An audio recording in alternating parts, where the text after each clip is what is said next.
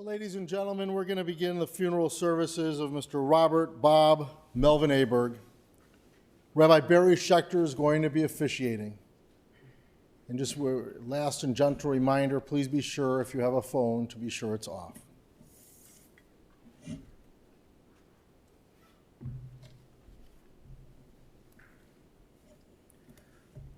Mizmor David, Adonai, mi Yaakov Yolecha, mi Yishkon behar Kodshecha, Holech tamim, ufoel et tzedek, v'dover emet bilvavo.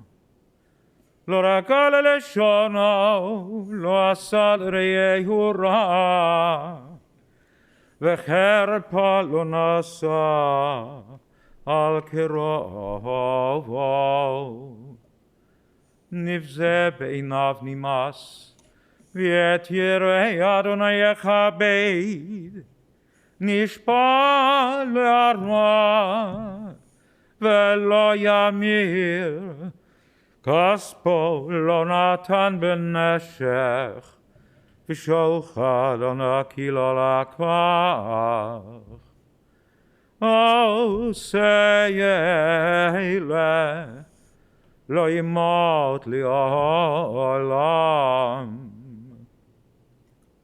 God, who may abide in your house, who may dwell in your holy mountain, those who are upright, who do justly, who speak the truth within their hearts, who do not slander others or wrong them or bring shame upon them, who give their word and come what may do not retract, who do not exploit others. Those who live in this way shall never be shaken. Dear friends, we are here for a sad and difficult occasion to say goodbye.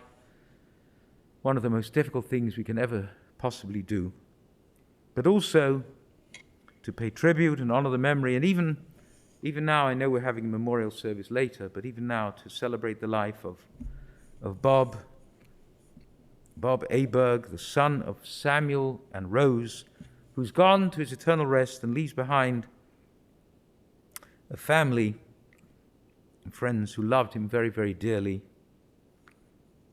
His wife Shirley, his life's partner, children, Dan, and the late Marie Fay,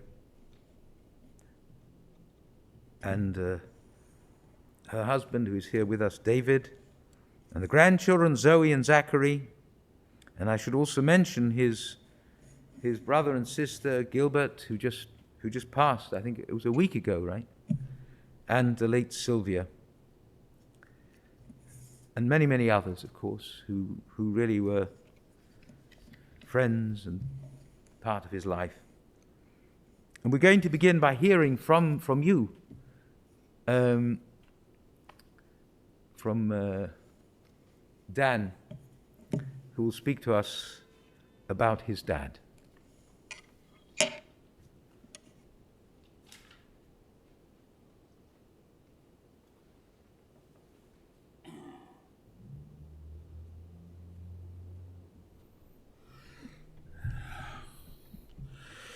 He was a real winner.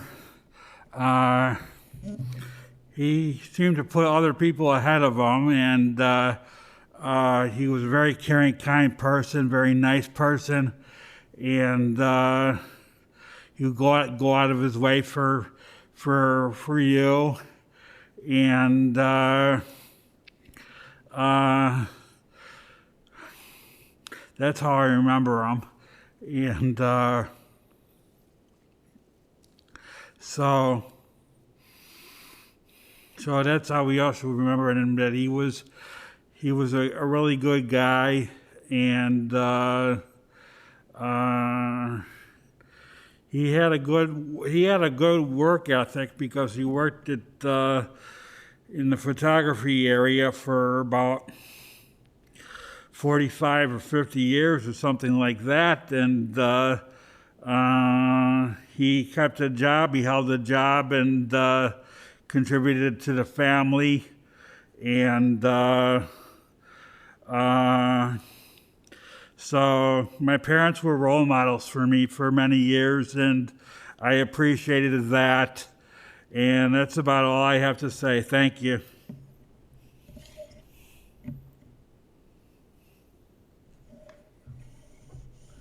Thank you, Dan. Thank you very much. And now we'll hear from David.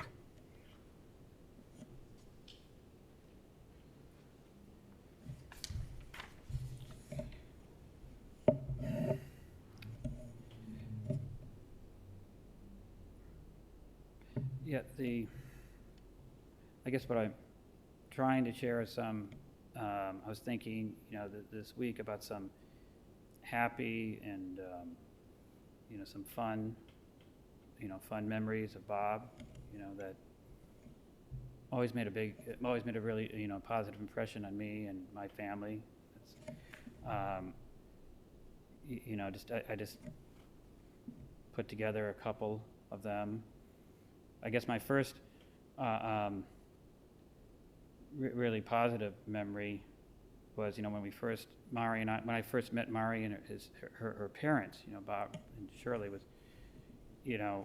we were having a lox and bagel, and I knew, well, this is Bob loves his lox in cream cheese and bagels, and that was a man after my own heart. I said, wow, I'm gonna fit in perfectly with this family. That's was my first impressions when I came here to Chicago, to meet Mari's parents. And then, something. Then one thing I will never, kind of like a skill that I've taken with me that has given a lot of enjoyment for Mari and my children, myself, is, Bob was, athletic. He got me out there, and I remember what he taught me about tennis and golf, and I can enjoy those sports better. It's something positive to stay active like that. He was always a very patient teacher. Just hold it like this, hold it racket like so, very patient, which is something that I really respected about him. And so he was a very patient teacher about that. And in another really big, another ways which he helped me as a father-in-law, as a father, is he how he helped. Sometimes Mari and I had questions about where and what to save and invest and so forth. Bob was a good saver. He was a good planner in that way. And that might not seem like an important detail, but it's really important because, sadly, in these years since my late wife, Shalom, she's gone, Mari, because of that good advice, I'm able to better take care of my children. So it's really a small thing like that has been very impactful. But I remember, other things that what was really fun, really happy, happy times for me and my late wife was the Bob and Shirley, and they like to travel. And we remember, Mari and I always remembered fondly our we took a trip to Manhattan. So we were in Manhattan, Times Square, and that was, those were times that we both, we really enjoyed that very much, to be there with, Mari certainly enjoyed that very much, to be with her parents and traveling together. It was nice. And I remember, but there was also, so we had a lot of happy, fun memories, and there was also there's like one example of a very funny thing. Bob had a good sense of humor too, and it's been like a little joke in our family for, we'll probably carry on for another generation or so. you know, when Bob was drinking coffee, and I still do, it's still one of my indulgences I like. I took him inside. We went to a Starbucks once, and he doesn't, you know, the Starbucks way was with all these Italian names for coffee things, and he didn't, you know, it's hard to pronounce those words. So I said, why don't you have up this thing over here? I'm pointing to the cappuccino, which he read as crappuccino, and that was, and you know, Mari and I got a giggle out of that, and he had a good sense of humor, and he joked along with us, and even when my daughter works at Starbucks, I sometimes try to order a cappuccino that way, and she says, Dad, it gives me that eye roll, because it's, it might sound like a silly thing, but it's something, you know, we remember about my father-in-law, about their grandfather. It's something,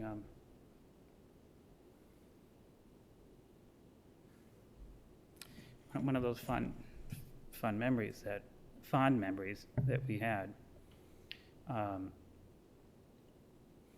And I can tell, I was talking to Zoe the other night, she wishes things were different, that the kids wish that they weren't involved in whatever, their exams and whatnot. They wish they could be here, because I could hear that, you know, they're feeling that sadness, that loss. But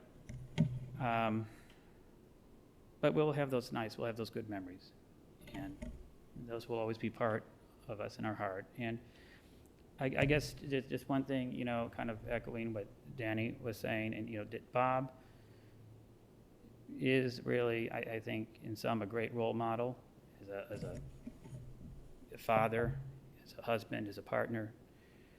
In a way,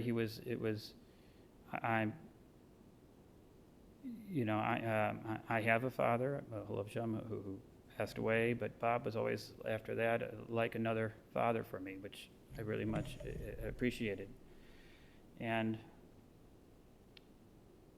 it's my hope, my prayer, that my kids find, you know, he's a good role model for us, and I hope they find happiness in a partner in life.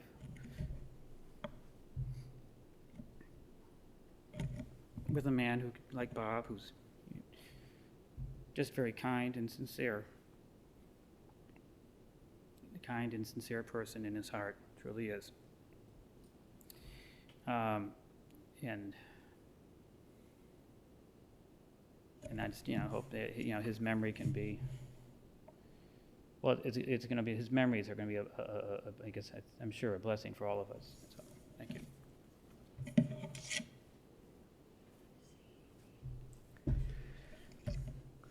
you. Thank you, David, for those words of lovely memories, and thank you, Dan, for what you said.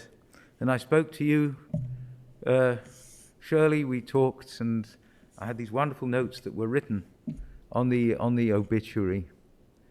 You told me how you met.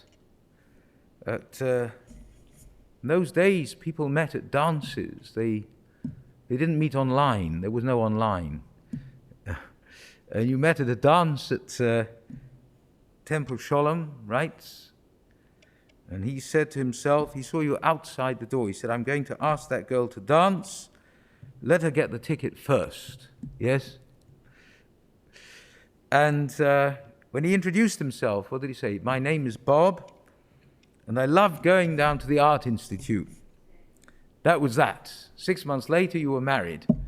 It struck a chord with you. He was paying ever since. Right. He said, I wanted to let you say that. I didn't want to say it. And you told me how you lived in different places in Chicago, and Bob's work in photography, this was started early. He was 10 years old, and he got a box camera, which somehow it inspired him. Things happen, when we're young, and this is going to be my life. It doesn't happen to everyone, but it happened to him. And he worked at all these different places, at Standard Photo, which was on, that was the one that was on Chicago and Wabash, right? Yeah, and then Midwest Photo and magazines. And he didn't just work at one thing, he worked in all the aspects of the industry. He was in accounting and sales and photo shoots, and you told me that for Midwest Photo, he was an outside salesman. He sold to hospitals, and he became a specialist in that area. And he took photos. He was always taking photos, and you told me that there was an exhibit when he was not so long ago, right? You had an exhibit at Lincolnwood at the library, and he was a little. He sounds like he was a bit self-effacing about it, you know. But it was a wonderful thing for him to have that there. He was also a. You told me in the family he was a speaker. He was a poet. There was the artist about him that came out in different ways. His favorite poem was "The Closed Door," which came out in 1968. And David, when you and Murray were married, he made this beautiful speech. You told me the speech was a work of art, and he talked about life and marriage and being together with people. And he talked about Chagall paintings and how you make your own colors. And you said it was so eloquent and so beautiful and almost surprising in its beauty. And I like what you said about his being a patient teacher. Teaching skills to members of your own family is not always a recipe for joy. As many people will know, whose spouses have tried to teach them, say, to drive, or if a father tries to teach a daughter or a son to drive, sometimes this can go wrong. But from what you said, it was exactly the opposite. He was gentle, he was calm, he was patient, as he was in life generally. There's a saying in Hebrew, Ein kas b'melamed. You know, kas means anger. A teacher shouldn't have anger. I mean, sometimes you need some passion, but you know, a teacher should not have an explosive temperament. That's not conducive to teaching. There has to be a gentleness that opens up the student and dissipates any nerves or fear that the student has. And from what you said, first of all, he encouraged you to do all these, to do physical activities. And he encouraged you in other ways. You said he taught you about what sounds like something elementary, but the elementary things are sometimes the most important, and how that's helped you. That's helped you support your own family after this terrible, tragic loss that you had, all of you. I know you went golfing, you went bicycling, you went traveling. And there was music. There's so many aspects of this. You said he loved classical music, and you would go to the Evanston Symphony, right? You go to North here at Pick-Steiger Orchestra Hall, and you traveled to Israel, right, and to Rome and to Paris, and to London, where you tried to find, did you say before you actually found the birth certificate, his dad's birth certificate? Then you went to London, which makes me very pleased, obviously. And he taught, not just you, he taught the grandchildren, I think, to play tennis. Anything else? Was there any other sport? Sorry? He taught Zach how to make little houses out of cards. They made a whole town. Really? Zach was 6. Good heavens. Not quite 6. Yes. On playing cards. Nobody else could do it, but Zach could do it. And that was an unforgettable moment. That's lovely. It's so lovely when when parents and their children can get together somehow. When grandparents and grandchildren, there's a bigger age difference, they can get together and do things and have this beautiful relationship. I know the grandchildren are at Rice University, right? And I think, Shirley, you told me that this is am I allowed to say this about you and Rice? You were there a long time ago and you said to yourself, this is a school, because you loved it, there was something so refreshing about it. You went to the University of Chicago, which was, when you went, a little stiff and formal, and although it's changed now, but you were at Rice and you thought, if I have grandchildren, this is where they should be. And they are. So the wish that was in your mind became reality a long time later, which is lovely. And both of them are I think they're on scholarships there, aren't they? Which is incredible. They're both brilliant. Well, I'm not surprised. It's very unsurprising, but it's lovely to hear about it.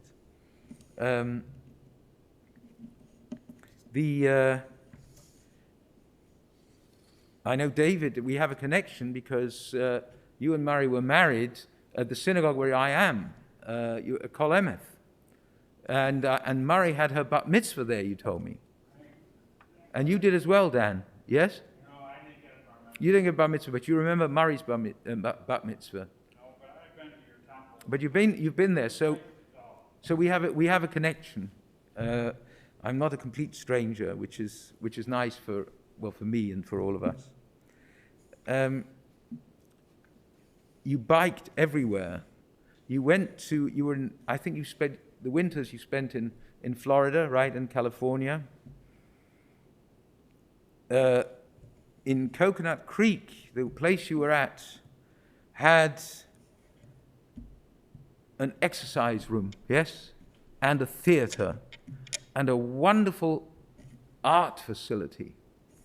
See, I sometimes we try to find out what is it that brings people together, that brings couples together. Because it's difficult to know. If we're fortunate enough in life to meet the one that we're supposed to meet, then it's a wonder, it's a miracle. How does this happen? How does this happen? We don't know, but in a sense, the fact that you were both there at the same time is chance, or is it chance? Was it somehow ordained? But the fact that he mentions art, the first thing, he didn't know you before, did he? Did he know? He never met you before that time. That was the first time you met at the dance, right?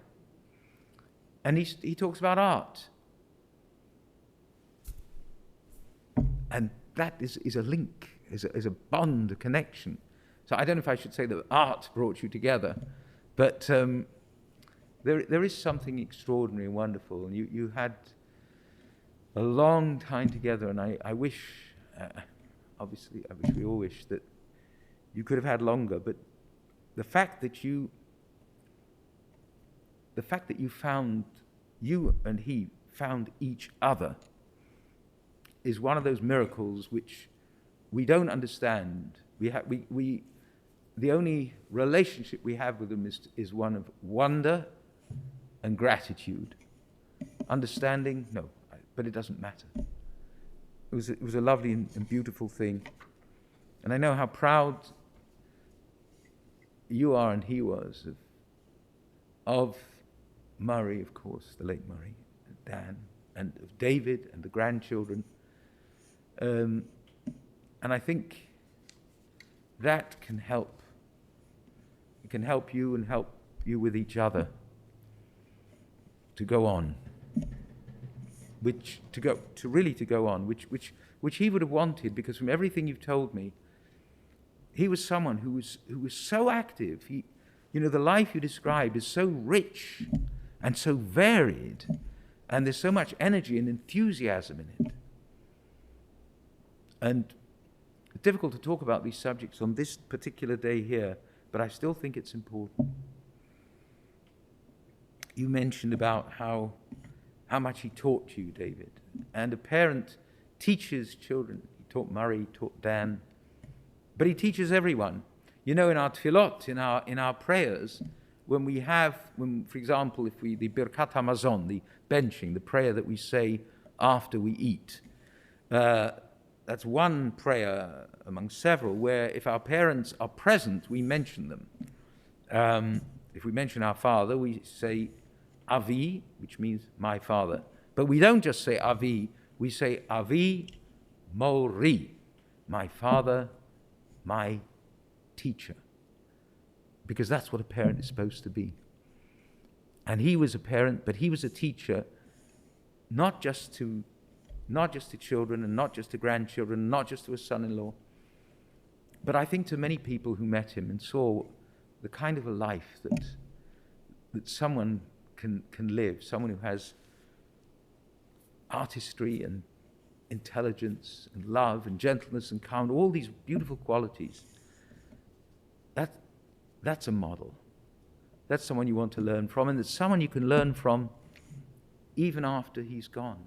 You know, the good that a good person brings into the world does not have to go with them when they leave us physically. This is a gift that goes on giving. This is Yerusha, the Morashah, the inheritance. So, we salute him on this day. He lived a wonderful life. And everyone who knew him, family, friends, the people, his family, his Betty, his wonderful friend, his Michael, you looked after him so beautifully. But many, many others who met him and may have been inspired by him in some portion of their lives and can go on being inspired by him. So of him I say, Tahei nishmatot surura bitzror hachayim. May his soul be bound up in the bond of everlasting life. And to him I say, Robert, Bob, Lech b'shalom, gay in Frieden, go in peace. Habelech in Gan Eden, may your repose be in paradise. You will never be forgotten. You will always be remembered in love by those who knew you and loved you, and those whom you knew and you loved. Amen. We're going to recite the 23rd Psalm together. If you have these little pamphlets, these little booklets, if you'll just open it, and on the left at the top you'll see the 23rd Psalm. Could you read with me, please? The Lord is my shepherd, I shall not want. He maketh me to lie down in green pastures. He leadeth me beside the still waters. He restoreth my soul. He leadeth me in the paths of righteousness for his name's sake. Yea, though I walk through the valley of the shadow of death, I will fear no evil, for thou art with me. Thy rod and thy staff, they comfort me. Thou preparest a table before me in the presence of mine enemies. Thou anointest my head with oil. My cup runneth over. Surely goodness and mercy shall follow me all the days of my life, and I will dwell in the house of the Lord forever. Now, if you can you please stand? Could you rise, please?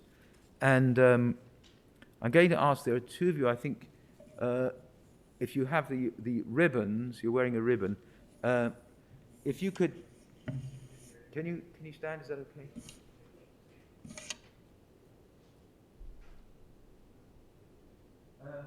If you have the ribbon, you are wearing a ribbon, yes? No, it's got to be this side. Here, oh, it's like, fine, okay. If you could, okay.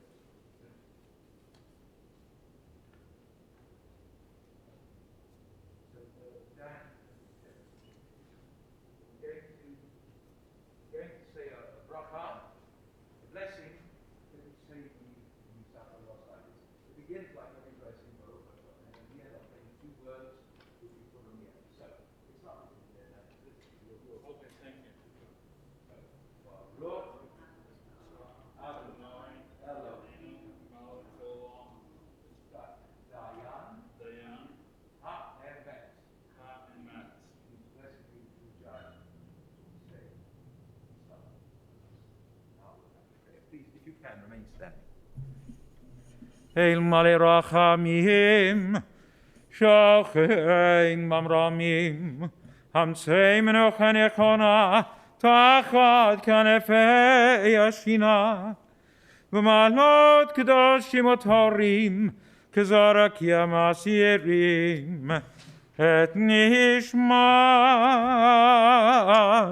רוברט בן סמיול ורוז, שהלך לעולמו בעבור, שאנחנו נותרים לצדקה ביד אזכרת נשמתו. בגן עדן תהא מנוחתו, לכן בעל הרחמים יסתירהו בשאת כנפיו לעולמים. ויצרור רחם את נשמתו.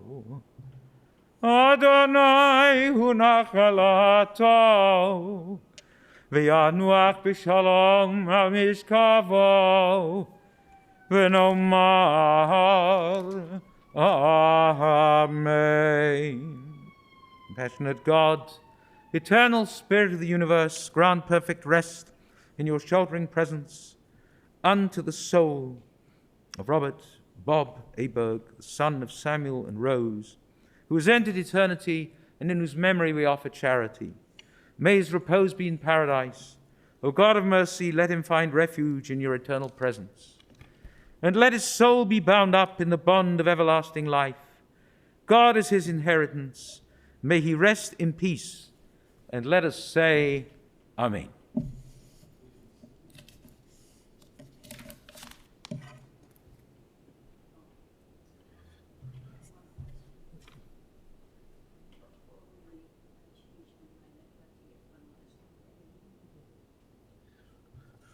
Ladies and gentlemen, the services are now concluded. You may return to your car.